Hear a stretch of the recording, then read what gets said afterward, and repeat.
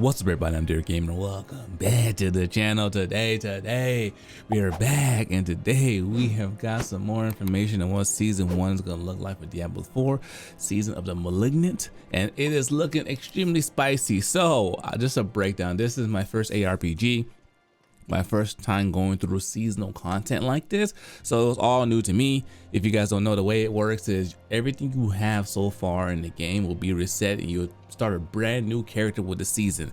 So hold on, I know how I felt that first as well. I was like, bro, I'm used to carrying my character all the way through all of my stuff, and yes, this might have been the past, but the cool thing about this, I would say, is it allows you and your friends to kind of jump in and start fresh from wherever you are. That way, if someone's been playing the game for a year and they just start today, they can be the same place as you. That way you can kind of play with each other and have a good time. You don't feel like you're overwhelmingly behind it.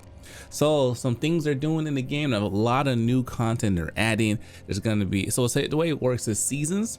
We were in the preseason right now. The game came out like 5 weeks ago.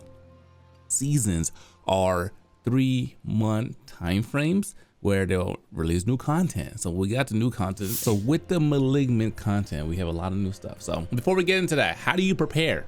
You want to dive into season 1, you play in the pregame. I've been playing as well. My rogue is ready. I'm level 76 right now. My build's coming out tomorrow. Make sure you're subscribed to see. It's pretty juicy. But you're in a situation right now. What do you need to do? What you need to do is make sure that you have gone through and collected all the map areas. The map areas are going to be important because it allows you to, one, know where you're going. You'll have access to all the waypoints. You want to go through and get all of the Lynnet statues in every single region. It's important because you're starting over level 1. You're like, oh man, am I going to have to do a slow grind again? No, you're not. Why? Because you got all the permanent buffs from the statues of Lynnet. Also, too, if you go in here, you're going to start with, I believe, you'll start with additional 10 skill points because you get the low.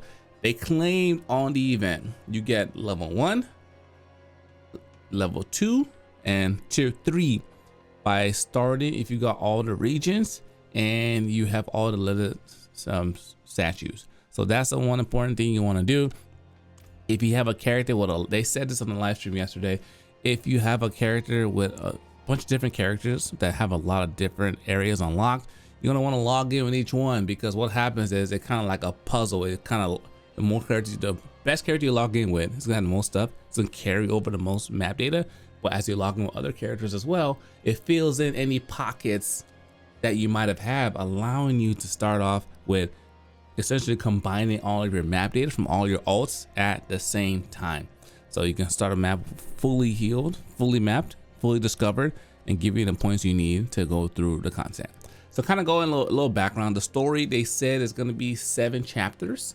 So it's expected to last us for 3 months, double the length of preseason. So I would imagine there'd be a lot of content to work into that. Also, they talked heavily about the new content as well. So with the new season, you're going to get a new gameplay, new story, new boss. And they said it's like a parallel story to the main story. It's not necessarily going to take over and continue from the end of the story of the game. It's kind of like a side quest that becomes its own main quest as well. So when the Malignant, what way it works is there's the new gameplay mechanic. The new loop is dope because you fight elite monsters. After you fight the elite monster, they have a chance to transform into a corrupted version. When you defeat the corrupted version, you get a cage heart. From that cage heart, it turns into a malignant heart. And what that does is you equip these slockets, infested slockets, into your, right now it shows your ring and amulet, and it gives you unique powers that are pretty incredible. Apparently there's 32 levels of them. They also have different tiers, meaning like if you have a blue malignant infested socket, it has to go into a blue malignant heart, and that's kind of how it works out. So you can be farming for different configurations.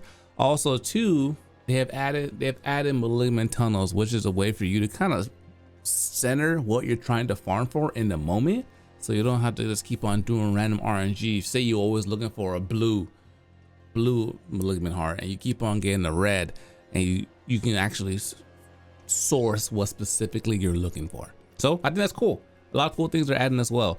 If you do not want to play the season, you don't have to. The uniques that are going to be added to the game are going to be available, they said, in the Eternal Realm on July 18th. The new content goes live for the season July 20th. So July 18th, you can log in, keep playing that, keep working on the character you're working on in the moment. You can utilize the new uniques to make your character even better. And you can just keep doing that if you want to. You can come in seasons, come out of seasons. The way they designed it to work is if you want to play a different game in the meantime, you can. But when a new season drops, you can come back to Diablo, play the season, have a good time, then go play other games. I kind of feel it's like a more open, non-selfish way to create your game, because everyone's starting from level 1 every single season. As long as you do your renown, the first 3 tiers, you'll start off pretty strong, allowing you to level up quickly, and you can kind of go from there. Another cool thing, the battle pass. They talked about a battle pass. That has always been a debated topic. There's been a lot of heat when it came to the game around like, oh, what are they gonna do when it comes to battle pass? Happy to report that everything is only cosmetic, meaning there's no pay to win, no super uniques, no crazy armor that you're gonna be able to get from the battle pass. It's 100% pure cosmetic items. Everything else is integrated into the actual game. Speaking of new content, they are also adding brand new skills for your characters that will tie to the battle pass as well. So I'm excited to dive into the game. Comment below if you're gonna be playing season 1. We'll be streaming it live on Twitch, so make sure you join us. We'll have our guides and our builds and all the things that you guys will expect from us. But it's looking to be pretty good. They did an update. Now, if you guys didn't know, Hell Tides now have the ability to drop uniques as well. So that's available. So this is all the information we got yesterday. We dive into the game. The build's coming tomorrow morning, so make sure you guys subscribe for that. But this is the information we have so far from season 1.